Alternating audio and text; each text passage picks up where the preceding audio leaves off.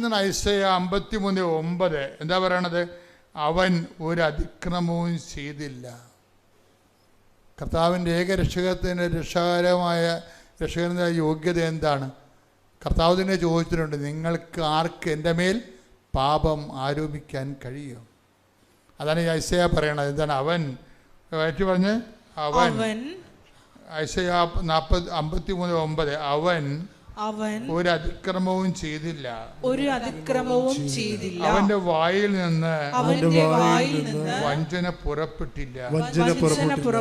എന്നിട്ടും ദുഷ്ടരുടെയും ധനികരുടെയും ഇടയിൽ അവൻ സംസ്കരിക്കപ്പെട്ടു. അവന്റെ ക്ഷതങ്ങൾ കാരണമെന്ന് അവന് ക്ഷതമേൽക്കണമെന്നത് കർത്താവിന്റെ ഹിതമായിരുന്നു. അവിടുന്നാണ് അവനെ ക്ലേശങ്ങൾക്ക് വിട്ടുകൊടുത്തത്.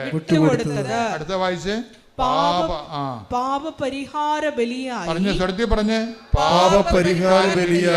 തന്നെ തന്നെ അർപ്പിക്കുമ്പോൾ അവൻ തന്റെ സന്തതി പരമ്പരയെ കാണുകയും ദീർഘായുസ് പ്രാപിക്കുകയും ചെയ്യും. അവൻ പാപപരിഹാര ബലിയായി യേശു തന്നെ തന്നെ അർപ്പിക്കുമ്പോഴേ യേശു കണ്ട് ദീർഘായുസ് പ്രാപിച്ച ആരെയാണ്?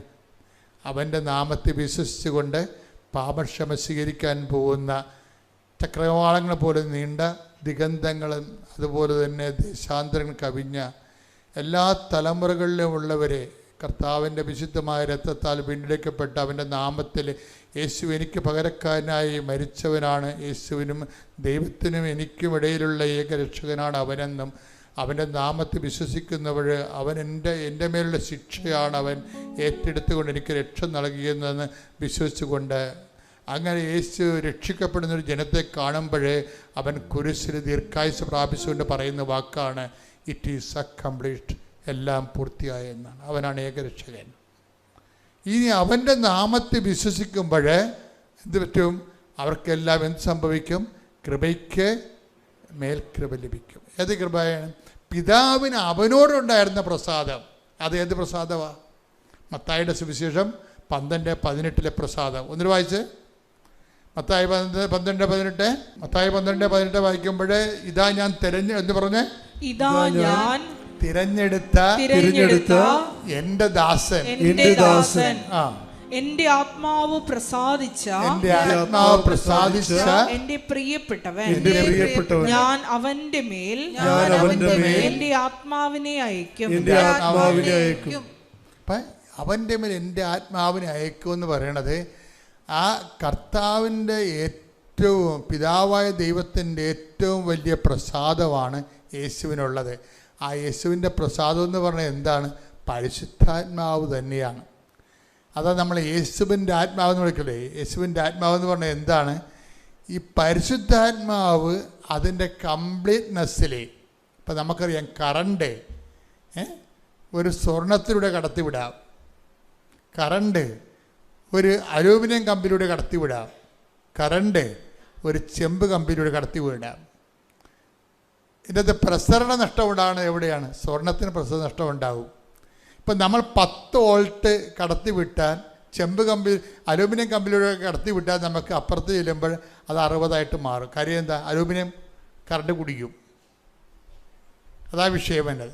പക്ഷേ ചെമ്പ് കമ്പിയാണെങ്കിൽ നല്ല ചാലകശേഷി ഉള്ളതാണ്. ഒരു 90% കറണ്ടും അപ്പുറത്തെത്തും. അപ്പോൾ ഇപ്പോഴെന്താ പ്രശ്നം? പരിശുദ്ധാത്മാവിൻ്റെ പവറ്, അതാണ് അവൻ്റെ പരിശുദ്ധാത്മാവിനൊരു പൂർണ്ണതയുണ്ട്. അത് പൂർണ്ണമായിട്ട് പ്രവർത്തിച്ച ആരിലൂടെയാണ്? ക്രിസ്തുവിലൂടെയാണ്. ക്രിസ്തുവിലൂടെയാണ് പരിശുദ്ധാത്മാവിൻ്റെ മുഴുവൻ കംപ്ലീറ്റ് ഔട്ട്പുട്ട്. പരിശുദ്ധാത്മാവിൻ്റെ ഔട്ട്പുട്ട് 100 ആണെങ്കിൽ ആ 100 റിസൾട്ട് കിട്ടുന്നത് ആരിലൂടെയാണ്? ക്രിസ്തുവിൽ പ്രവർത്തിക്കുമ്പോഴാണ്. ശ്രുതികട ഹല്ലേലൂയ.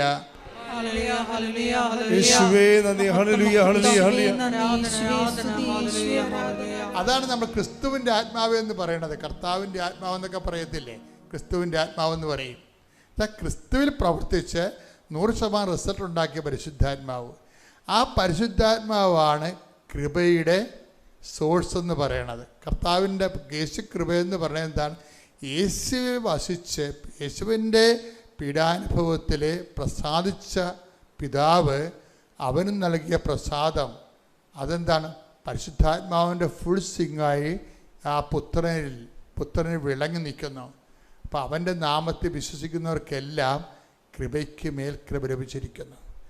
ഇനി അവൻ്റെ നാമത്തിൽ ആരെല്ലാം വിശ്വസിച്ച്? ആദ്യം വിശ്വസിച്ചത് ആരാണ്? അമ്മയാണ് വിശ്വസിച്ചത്. അവൻ്റെ നാമത്തിൽ ആദ്യം വിശ്വസിച്ചത് ആരാണ്? അമ്മയാണ് വിശ്വസിച്ചത്. എങ്ങനെ വിശ്വസിച്ചതാണ്? നീ ഗർഭം ധരിച്ച പുത്രനെ പ്രസവിക്കുമെന്ന് പറയുമ്പോൾ അമ്മ പറഞ്ഞു, ഇതാ കർത്താവിൻ്റെ ദാസി എന്ന് പറയണേ. ഇതാ മറ്റൊരു കർത്താവ് എന്നല്ല പറഞ്ഞത്, ഇതാ കർത്താവിൻ്റെ ദാസി, അങ്ങേ വചനം പോലെ എന്നിൽ നിറവേറട്ടെ. അതാണ് ഫസ്റ്റായിട്ട് ക്രിസ്തുവിൽ വിശ്വസിച്ചത് ആരാണ്? അമ്മ. അപ്പം ഫസ്റ്റായിട്ട് അമ്മ ക്രിസ്തുവിൽ വിശ്വസിക്കുമെന്ന് ദൈവത്തിന് അറിയാവുന്നത് കൊണ്ട് ക്രിസ്തു നേടിയെടുക്കാനിരുന്ന കൃപ ആദ്യമേ അമ്മയ്ക്ക് ഈശോ കൊടുക്കും അഡ്വാൻസായിട്ട്. അതാണ് hail Mary full of grace, കൃപ നിറഞ്ഞവളെ സ്വസ്തി. ആ കൃപ അതാണ് ക്രിസ്തു വഴി നേടിയെടുക്കാനിരുന്ന കൃപയുടെ ആദ്യ പങ്കാളിയാണ് അമ്മ. കൈയടിക്കട്ടെ, ശ്രുതിക്കട്ടെ. ഹല്ലേലൂയ. ഹല്ലേലൂയ ഹല്ലേലൂയ ഹല്ലേലൂയ ഹല്ലേലൂയ. യേശുവേ നന്ദി. ഹല്ലേലൂയ ഹല്ലേലൂയ ഹല്ലേലൂയ.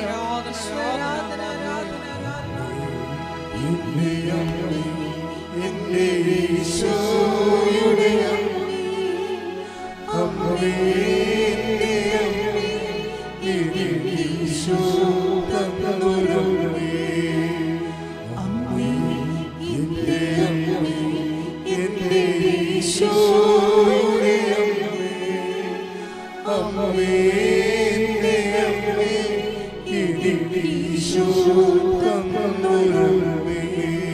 പരിശുദ്ധ പരമ ദിവ്യകാരുണ്യത്തിന് ആരാധനയും സ്തുതിയും പുകഴ്ചയും ഉണ്ടാകട്ടെ. പരിശുദ്ധ പരമ ദിവ്യകാരുണ്യത്തിന് ആരാധനയും സ്തുതിയും പുകഴ്ചയും ഉണ്ടാകട്ടെ. പരിശുദ്ധ പരമ ദിവ്യകാരുണ്യത്തിന് ആരാധനയും സ്തുതിയും പുകഴ്ചയും ഉണ്ടായിരിക്കട്ടെ. അപ്പോൾ അവൻ്റെ നാമത്തിൽ വിശ്വസിക്കുന്നവർക്കെല്ലാം കൃപയ്ക്ക് മേൽ കൃപ. കൃപയ്ക്ക് മേൽ കൃപ എന്ന് പറയുമ്പോൾ അമ്മയ്ക്ക് ലഭിച്ചത് എന്താണ്? പൂർണ്ണ കൃപയാണ് ലഭിച്ചത്. അതുകൊണ്ടാണ് നമ്മൾ പറയണത് യേശു കൃപയുടെ പൂർണ്ണതയാണ്. അതിൽ നിന്നുള്ള ആ തടാകത്തിൽ നിന്നുള്ള ഏറ്റവും വലിയ പെരിയാറ് പോലെ ഏറ്റവും വലിയ നദിയാണ് ഭാരതത്തിലെ കേരളത്തിൽ പല നദികളുണ്ട്. ഭാരതപ്പുഴയുണ്ട്, പെരിയാറുണ്ട്, അതുപോലെയുള്ള വലിയ നദികളുണ്ട്, പമ്പാ നദിയുണ്ട്. അപ്പം അതുപോലെ തന്നെ കൃപയുടെ ഏറ്റവും വലിയ നദിയാണ് ക്രിസ്തു നേടിയെടുത്ത കൃപയുടെ ആ തടാകത്തിൽ നിന്ന് ഉത്ഭവിക്കുന്ന മനുഷ്യരാശിയിലേക്ക് ഒഴുകുന്ന ഏറ്റവും വലിയ കൃപയുടെ നദിയാണ് അമ്മ. അതുപോലെ തന്നെ വിശുദ്ധന്മാരിലുണ്ട് മാധ്യശക്തി. അത് കഴിഞ്ഞാലും അങ്ങനെ ഓരോരോ ഇപ്പം തന്നെ അരീസ സിസ്റ്ററിനെ വിശുദ്ധ വാഴ്ത്തപ്പെട്ടവർ പ്രഖ്യാപിച്ചില്ലേ. അപ്പം ദൈവത്തിൽ നിന്ന് നേടിയെടുത്ത കൃപകൾ അതനുസരിച്ചുള്ള വചന സരണിയിലൂടെ കടന്നു പോകുമ്പോൾ അവർ രക്ഷാകര പദ്ധതിയോട് സഹകരിച്ചുകൊണ്ട് സുവിശേഷ കൈമാറ്റത്തിന് വേണ്ടി ജീവിതം, ഒരു സമൂഹത്തിൻ്റെ ഒരു കാലഘട്ടത്തെ ജീവിതം ക്രമീകരിക്കുമ്പോൾ അതിന് കൃപ ആവശ്യമാണ്. അപ്പം അതുപോലെ അത് ചെറുതും വലുതുമായ കൃപകളുടെ ഒഴുക്കുകളെല്ലാം ക്രിസ്തുവിൻ്റെ നെഞ്ചിൽ നിന്നാണ് ഒഴുകി വരണത്. നമുക്കത് ആദ്യമായിട്ട് കിട്ടുന്നത് കൂദാശകളിലൂടെയാണ്. പിന്നീട് നമുക്ക് ലഭിക്കുന്നത് ക്രിസ്തുവിൻ്റെ വചനം നിറവേറ്റുന്നതിലൂടെയാണ്. അടിസ്ഥാന കൃപയും ആർജിത കൃപയും ഉണ്ട്. ആർജിത കൃപ എന്ന് പറയുന്നതും ദൈവശക്തി തന്നെയാണ്. അതെങ്ങനെയാണ്? അവൻ പറയണത് പോലെ ചെയ്യണതാണ് ആർജിത കൃപ. ും തിരുക്കുമാരനും 1000 നന്ദി. ഞാൻ എൻ്റെ രണ്ടാമത്തെ സാക്ഷിയോട് ഞാനിവിടെ പറയാൻ പോകുന്നത്. ഞാൻ 11/5/22 ഞാൻ ആദ്യമായിട്ട് ഇവിടെ ഉടമ്പടി എടുക്കാൻ വന്നത്. ഞാൻ ആദ്യത്തെ സാക്ഷ്യം പറഞ്ഞ് ഇവിടെ നിന്ന് ഇറങ്ങുമ്പോൾ തന്നെ ഞാൻ അന്ന് ലാസ്റ്റ് പറഞ്ഞിട്ടാണ് ഇവിടെ നിന്ന് ഇറങ്ങിയത്.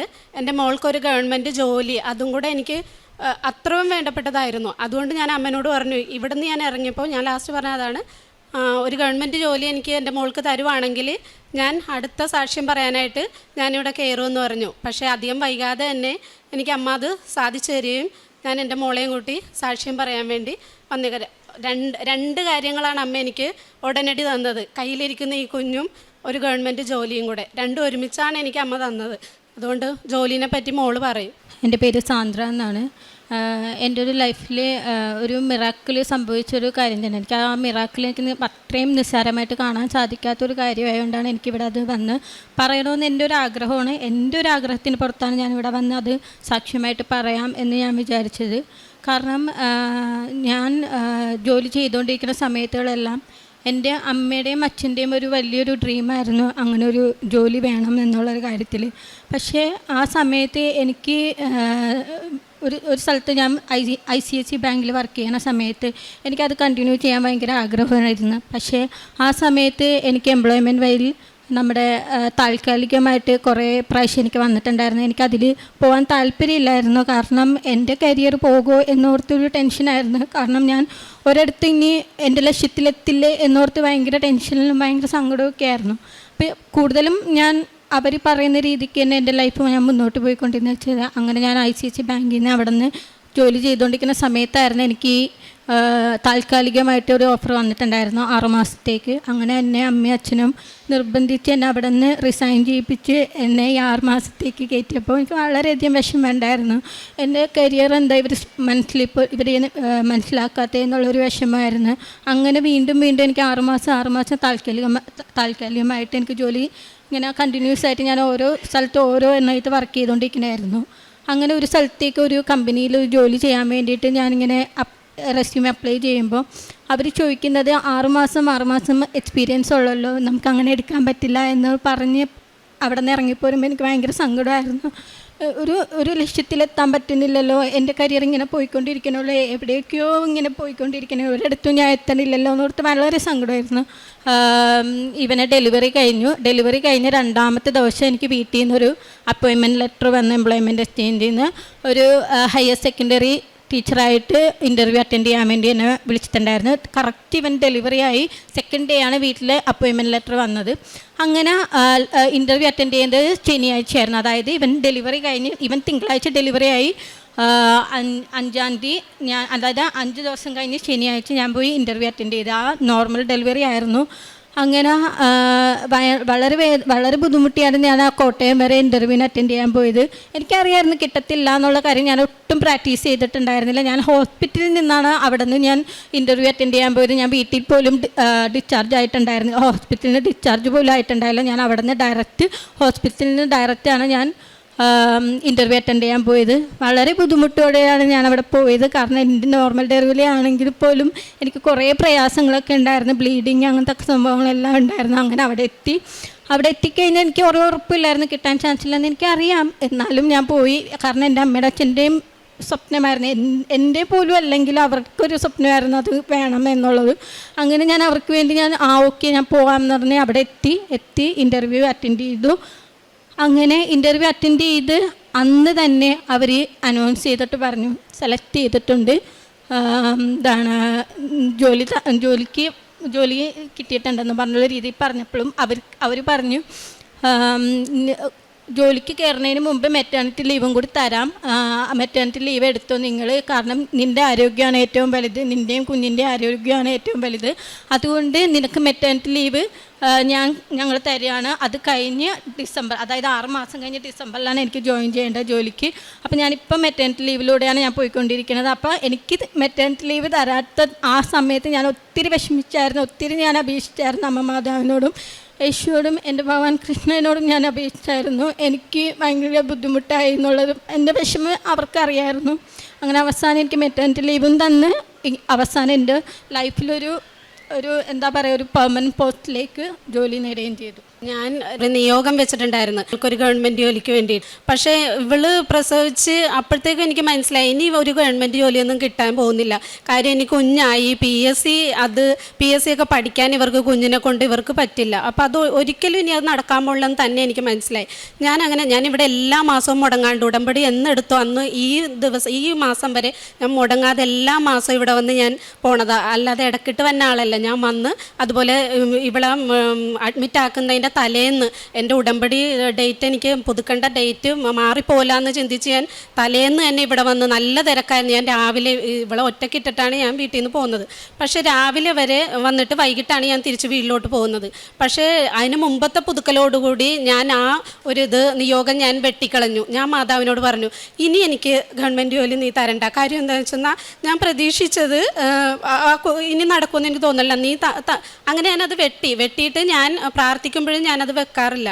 പക്ഷേ അമ്മ അത് ഒട്ടും നിസ്സാരമായി തള്ളിക്കളഞ്ഞു എൻ്റെ ആ ഒരു എന്നിട്ട് അമ്മ എനിക്ക് അത്രയും സന്തോഷത്തോടു കൂടി ഈ ഒരു ജോലി എന്ന് പറഞ്ഞ ഹോസ്പിറ്റലിൽ നിന്ന് എൻ്റെ ഈ കുഞ്ഞിനെ വരെ NICയിലോട്ട് അമ്മ ആക്കി എന്ന് പറയുമ്പോൾ ഈ 5 ദിവസമുള്ള കുഞ്ഞിനെയും കൊണ്ട് കോട്ടയത്ത് പോകണമെങ്കിൽ ഒത്തിരി ബുദ്ധിമുട്ടുണ്ട്. ഇവൾക്കാണെങ്കിൽ ഇവൻ ഇത്തിരി വെയിറ്റ് കൂടുതലായിരുന്നുകൊണ്ട് പ്രശ്നങ്ങളായിരുന്നു. അവിടെ ഒത്തിരി കഷ്ടപ്പെട്ടാൽ ഞങ്ങൾ എത്തി. അതിൻ്റെ കൂടെ കുഞ്ഞിനെയും കൊണ്ട് പോകണമെന്ന് പറഞ്ഞാൽ അതിന് മാതാവ് നേരത്തെ തന്നെ അതിനുള്ള വഴിയൊക്കെ ഒരുക്കി അവൻ NICയിലാക്കി. എല്ലാ കുഞ്ഞുങ്ങളെയും 2 ദിവസം കൊണ്ട് തന്നെ NICയിൽ നിന്ന് വിടുമ്പോഴത്തേക്ക് ഇവനാ ആ 5 ദിവസം വരെ അമ്മ അവിടെ സുരക്ഷിതമായിട്ട് ഏൽപ്പിച്ച്. ഞങ്ങൾക്ക് എത്ര ഹാപ്പിയായിട്ട്, വേറൊന്നുമില്ല, അവൻ സുരക്ഷിതമാണല്ലോ. NICയിലാകുമ്പോൾ ഏത് കുഞ്ഞുങ്ങളും ഡോക്ടർമാരുടെ കൂടെ ഒരു കുഴപ്പമില്ല. അപ്പോൾ അതുപോലെ ഞങ്ങൾക്ക് തിരിച്ച് അത് ചെയ്തിട്ട് വരാനും സാധിച്ചു. അങ്ങനെ എനിക്ക് ഒത്തിരി സന്തോഷത്തിലാണ് ഞാനിപ്പോൾ നിൽക്കുന്നത്. അമ്മ എൻ്റെ അത് ഞാൻ വെട്ടിക്കളഞ്ഞെങ്കിലും അമ്മ അത് നല്ല രീതിക്ക് എനിക്ക് ഭംഗിയായിട്ട് ഒരു PSC പരീക്ഷ ഒന്നും എഴുതാതെ തന്നെ ഒരു ഇൻ്റർവ്യൂവിലൂടെ മാത്രം ഒരു ഗവൺമെൻറ് ജോലി അത് കിട്ടണമെന്നുണ്ടെങ്കിൽ അത് അമ്മ മാതാവ് ഇടപെടാണ്ട് നമുക്കത് കിട്ടില്ല. അത് തീർച്ചയുള്ള കാര്യമാണ്. അപ്പം അമ്മ തന്നെയാണ് എനിക്ക് എൻ്റെ കയ്യിലോട്ട് അത് വെച്ച് തന്നത്. ഞാൻ എന്താഗ്രഹിച്ചോ, അല്ലെങ്കിൽ ഞാനും എൻ്റെ ഹസ്ബൻഡും എന്താഗ്രഹിച്ചോ അതെനിക്ക് എൻ്റെ അമ്മ എൻ്റെ കയ്യിലോട്ട് നീ എടുത്തോ എന്നുള്ള രീതിയിലാണ് എൻ്റെ കയ്യിലോട്ട് അത് വെച്ച് എനിക്ക് തന്നത്. അതിലെനിക്ക് ഒത്തിരി നന്ദിയുണ്ട്, ഒത്തിരി. ഇനി എൻ്റെ ജീവിതകാലം മുഴുവൻ ഞാൻ ഇവിടെ തന്നെ ഉടമ്പടി എടുത്തും എൻ്റെ ജീവിതം അതിലൂടെ തന്നെ പോകും. പിന്നെ എനിക്കൊരു 2-3 രോഗസൗഖ്യം കിട്ടിയെന്ന് പറഞ്ഞാൽ എനിക്ക് മോളെ പ്രസവിച്ചിട്ട് സിസേറിയനായിരുന്നു. അപ്പോൾ എനിക്ക് ആ സ്റ്റിച്ച് ഒരു 10-20-22 വർഷമായിട്ട് എനിക്ക് ഇങ്ങനെ എപ്പോഴും പൊട്ടിയും ഒലിച്ചിങ്ങനെ ചൊറിച്ചിലും ഒക്കെ ആയിട്ട് ഇങ്ങനെ ഒത്തിരി ഡോക്ടർമാരെ ഞാൻ കണ്ടിട്ടുണ്ടായിരുന്നു. ഒത്തിരി ഓയിൽമെൻറ്റും മരുന്നും കഴിച്ച് ഞാൻ മതിയായി. അത് പെരട്ടി കഴിയുമ്പോൾ കുറയും, പിന്നെയും പഴയത് അതുപോലെ തന്നെ വരും. പക്ഷേ ഞാൻ ഉടമ്പടി തൈലം ആ ഭാഗത്ത് തേച്ച് പെരട്ടിയതിൻ്റേതായിട്ട് ഇപ്പോൾ എനിക്ക് ഒരു കൊല്ലമായിട്ട് ഒന്നും എനിക്ക് ഒരു ബുദ്ധിമുട്ടും ആ സ്റ്റിച്ചിൻ്റെ ഭാഗത്ത് ഒന്നും എനിക്കില്ല. അതെനിക്ക് എൻ്റെ അമ്മ തന്നെ എനിക്ക് മാറ്റി തന്നതാണ്. പിന്നെ എനിക്ക് പറയാനുള്ളത് ഗ്യാസ് ട്രബിളിൻ്റെ ബുദ്ധിമുട്ട് കാരണം ഇതുപോലെ തന്നെ ഞാൻ ഒത്തിരി ഹോസ്പിറ്റലിൽ ഞാൻ നടന്നിട്ടുള്ളതായിരുന്നു. പക്ഷേ ഞാൻ ഇവിടെ നിന്ന് ഉടമ്പടി എടുത്ത് അന്ന് മുതൽ രാവിലെ എണീക്കുമ്പോൾ തന്നെ വെറും വയറ്റിൽ 1 ഗ്ലാസ് വെള്ളം ഞാനും ഹസ്ബൻഡും കുടിക്കും. അതിൽ എന്നും ഈ 3 കൊല്ലവും മുടങ്ങാതെ ഞാൻ ആ ഉപ്പിട്ടാണ് ആ വെറും വയറ്റിൽ ഞാൻ വെള്ളം കുടിക്കുന്നത്. ഇപ്പോഴും ഞാൻ വിശ്വസിക്കുന്നു അമ്മ എനിക്ക് 3-4 ടാബ്ലറ്റിലാണ് ഞാൻ എൻ്റെ ഗ്യാസ് ട്രബിൾ ആ രോഗം ഞാൻ കൊണ്ടു നടന്നത്. ആ നിർത്തി ഇപ്പോൾ 1 കൊല്ലമായിട്ട് ഞാൻ ഒരു ടാബ്ലറ്റ് പോലും ഞാൻ എടുക്കുന്നില്ല. അതാണ് സത്യം. പിന്നെ എന്ന് വെച്ചാൽ അപ്പം അതങ്ങനെ. പിന്നെ എന്ന് വെച്ചാൽ എനിക്ക് യൂട്രസ് സംബന്ധമായിട്ടൊരു പ്രശ്നം ഉണ്ടായിരുന്നു. ബ്ലീഡിങ് ആയിരുന്നു. ഒരു പ്രാവശ്യം ഞാനിവിടെ ഉടമ്പടി എടുക്കാൻ വന്നപ്പോഴും എനിക്ക് ബ്ലീഡിങ് എന്ന് പറഞ്ഞാൽ എനിക്ക് നിൽക്കാൻ പറ്റില്ല. വീട്ടിൽ നിന്ന് ഞാൻ അത് ചെയ്തിട്ടാണ് ഞാൻ വന്നത്. പക്ഷേ ഇവിടെ ഉടമ്പടി എടുത്ത് ഇറങ്ങണ സമയത്ത് എനിക്കത് പറ്റുന്നില്ല. ഇവിടുത്തെ ഒരു സ്റ്റാഫിനോടാണ് ഞാൻ ആ ഇത് വാങ്ങിച്ച് ഉപയോഗിച്ച് ഞാൻ പോയത്. അത്രയ്ക്ക് ബ്ലീഡിങ് എന്ന് പറഞ്ഞാൽ എനിക്ക് ജോലി സ്ഥലത്തും വളരെയധികം ബുദ്ധിമുട്ടായിരുന്നു. ബ്ലീഡിങ് കൊണ്ട് എനിക്ക് ഒരു നിവൃത്തിയില്ലായിരുന്നു. അങ്ങനെ ഞാൻ ഒത്തിരി ഡോക്ടർമാരെ അപ്പോഴും കാണിച്ചപ്പോഴും ഡോക്ടർ പറഞ്ഞത് തുടങ്ങുന്ന സമയത്ത് തന്നെ 3 ടാബ്ലറ്റ് ഒരു ദിവസം വെച്ച് കഴിക്കണമെന്നുള്ളതാണ് പറഞ്ഞത്. അപ്പോൾ ഞാൻ അങ്ങനെ ചെയ്തിട്ടുണ്ടിരുന്നത്. പക്ഷേ പിന്നെ ഡോക്ടർമാരെ കാണിക്കുമ്പോൾ ഈ ടാബ്ലറ്റിൽ നിൽക്കുന്നില്ല, ഇങ്ങനെ ഭയങ്കര ബ്ലീഡിങ് ആണ്. അപ്പോൾ ജോലി സ്ഥലത്തും എനിക്കതൊരു ഭയങ്കര ബുദ്ധിമുട്ടായിട്ട് മാറുന്നു. അപ്പോൾ ഞാൻ പെട്ടെന്ന് തന്നെ ജോലി എടുക്കുന്നിടത്ത് ഇതുപോലെ തന്നെ തൊട്ടടുത്തൊരു പ്രൈവറ്റ് ഹോസ്പിറ്റലുണ്ട്, മെഡിക്കൽ ട്രസ്റ്റ്. ഞാൻ അവിടെ ചെന്ന് ഡോക്ടറെ കണ്ടപ്പോൾ ഡോക്ടർ സ്കാൻ ചെയ്യാൻ പറഞ്ഞു. അപ്പോൾ മുമ്പേ തൊട്ട് പറയുന്നതാണ് സിസ്റ്റ് ഉണ്ടെന്ന്. പക്ഷേ ഡോക്ടർ സ്കാൻ ചെയ്ത് കണ്ടപ്പോൾ എന്നോട് പറഞ്ഞത് എത്രയും പെട്ടെന്ന് ഇത് ഓപ്പറേഷൻ ചെയ്ത് എന്താണെന്ന് വെച്ചാൽ ചെയ്യണം എന്നുള്ള രീതിയാണ് എന്നോട് പറഞ്ഞത്. പക്ഷേ എനിക്ക് മോള് പ്രഗ്നൻ്റ് ആയിട്ടിരിക്കണേന് 2 മാസം കഴിഞ്ഞ് അവളുടെ ഡെലിവറിയാണ്. എനിക്ക് പറ്റില്ല ഓപ്പറേഷൻ ചെയ്ത് ഞാൻ കിടന്ന് അവളുടെ കാര്യം ആര് നോക്കും. ഞാൻ എന്തായാലും ഉടമ്പടി പുതുക്കാൻ വന്ന ആ ദിവസം ഞാൻ ആ സ്കാൻ റിപ്പോർട്ടുമായിട്ട് ഇവിടെ വന്നു ഞാൻ ആ ഫ്രണ്ടിലിരിക്കുന്ന മാതാവിനെ ഞാൻ വെച്ചിട്ട് ഞാൻ ആ സ്കാൻ റിപ്പോർട്ട് അപ്പോൾ ഉടമ്പടി എടുക്കുന്ന അവിടെ പറയുന്നുണ്ട് നിങ്ങൾക്കുള്ള ഇതൊക്കെ മാതാവിന് വെച്ച് സമർപ്പിച്ച് പ്രാർത്ഥിക്കാൻ പറഞ്ഞു. അപ്പോൾ ഞാൻ ഇതെടുത്തേച്ചും വെച്ച് പ്രാർത്ഥിച്ചു. മാതാവ് എൻ്റെ മോളുടെ ഡെലിവറി 2-3 മാസം കഴിഞ്ഞാൽ ഞാൻ ഈ ബ്ലീഡിങ്ങുമായിട്ട് സർജറിയിലോട്ടൊക്കെ പോയി കഴിഞ്ഞാൽ എനിക്കത് ഭംഗിയായിട്ട് നിർവഹിക്കാൻ സാധിക്കില്ല. അതുകൊണ്ട് അമ്മ എന്താണെന്ന് വെച്ചാൽ എനിക്ക് ചെയ്തു തന്നോ എന്ന് പറഞ്ഞ് ഞാൻ പോയി.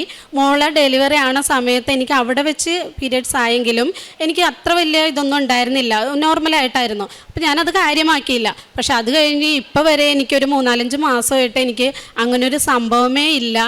ഞാൻ നല്ലൊരു മരുന്നിൻ്റെ ആവശ്യമില്ല, ഒന്നും എനിക്ക് വേണ്ടി വന്നിട്ടില്ല.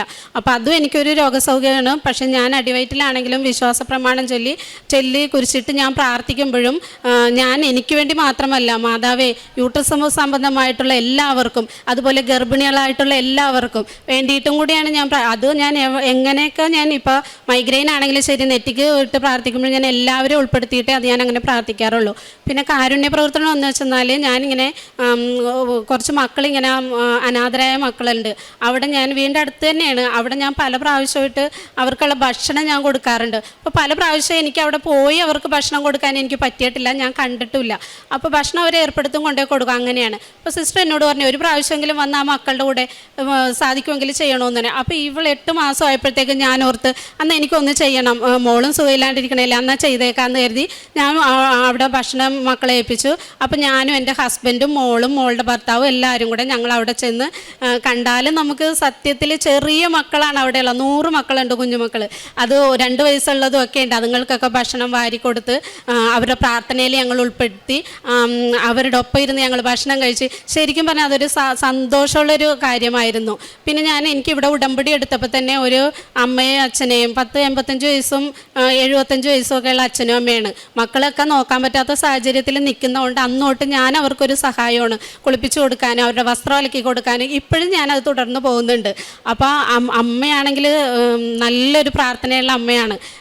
അപ്പോൾ അങ്ങനെ അമ്മയുടെ കാര്യങ്ങളൊക്കെ ചെയ്യുന്നത് വഴിയും പിന്നെ എനിക്ക് മാസം ശമ്പളം കിട്ടുമ്പോഴാണെങ്കിലും ശരി, തുച്ഛമായ ശമ്പളമാണെങ്കിലും അതിൽ നിന്നൊരു വിഹിതം ഞാൻ ആർക്കാണെങ്കിലും ഞാൻ കൊടുക്കാൻ ഞാൻ ശ്രമിക്കാറുണ്ട്. അതിപ്പോഴല്ല, എപ്പോഴും അങ്ങനെ തന്നെയാണ്, ഇനിയും അങ്ങോട്ട് അങ്ങനെ തന്നെയായിരിക്കും. ദൈവകുമാരനും അമ്മയ്ക്കും 1000 നന്ദി. എൻ്റെ പേര് അനഘ, ഞാൻ പത്തനംതിട്ടയിൽ നിന്ന് വരുന്നു. ഞാൻ 2024 നവംബർ 8-ാം തീയതിയാണ് ഇവിടെ വന്ന് ഉടമ്പടി എടുക്കുന്നത്. എനിക്ക് അതിന് മുന്നേ കൃപാസനത്തിനെ പറ്റി അറിയാമായിരുന്നു, കാരണം എൻ്റെ അമ്മ 5 വർഷമായിട്ട് ഉടമ്പടിയിലുള്ള ഒരു വ്യക്തിയാണ്. പക്ഷേ എനിക്ക് പ്രാർത്ഥനാ ജീവിതം അധികം ആ തീഷ്ണതയോടെ ഞാൻ പ്രാർത്ഥിക്കാറൊന്നും ഇല്ലായിരുന്നു. അങ്ങനെ എൻ്റെ അമ്മ എൻ്റെ അടുത്ത് പറയായിരുന്നു, 18 വയസ്സ് കഴിഞ്ഞപ്പോൾ തൊട്ട് പറയായിരുന്നു, നീ ഇവിടെ വന്ന് ഉടമ്പടി എടുക്കണം, പ്രാർത്ഥിക്കണം എന്നൊക്കെ. അപ്പം ഞാൻ പറയായിരുന്നു, ആരും നിർബന്ധിച്ച് എന്നെ കൊണ്ട് ഉടമ്പടി എടുപ്പിക്കണ്ട, എനിക്ക് മനസ്സ് തോന്നും, എൻ്റെ മനസ്സിൽ തോന്നുവാണെങ്കിൽ മാത്രമേ ഞാൻ ഉടമ്പടി വന്നെടുക്കത്തുള്ളൂ എന്ന് പറയായിരുന്നു. അങ്ങനെ കഴിഞ്ഞ വർഷം എനിക്ക് മനസ്സിലിങ്ങനെ ഒരു ചിന്ത വന്നു, എനിക്ക് ഉടമ്പടി എടുക്കണം.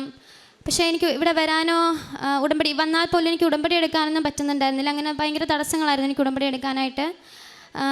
അങ്ങനെ എനിക്ക് നവംബർ ആയപ്പോൾ ഞാൻ തീരുമാനിച്ചു എന്തായാലും ഞാൻ ഉടമ്പടി എടുക്കും. അങ്ങനെ ഞാൻ ലീവ് എടുത്ത് ഞാൻ ഇവിടെ വന്ന് ഉടമ്പടി എടുത്തു. ഞാൻ ആ സമയം ഞാൻ ഫൈനൽ ഇയർ എൻ്റെ BSc നഴ്സിംഗ് പഠിച്ചുകൊണ്ടിരിക്കുന്ന സമയമാണ് ഞാൻ ഉടമ്പടി എടുത്തത്.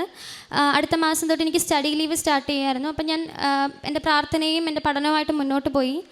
അപ്പം പഠിക്കുന്നതിനിടയ്ക്ക് ഞാൻ ഇങ്ങനെ മാതാവിൻ്റെ അടുത്ത് പറയായിരുന്നു, എനിക്കിതെല്ലാം കൂടെ ഒന്നിച്ച് പഠിക്കാൻ പറ്റത്തില്ല, അമ്മ മാതാവ് എൻ്റെ തലയിൽ കയറാത്തത് അമ്മ മാതാവ് പഠിക്കണം എനിക്ക് വേണ്ടിയിട്ടെന്ന് ഞാൻ പറയായിരുന്നു.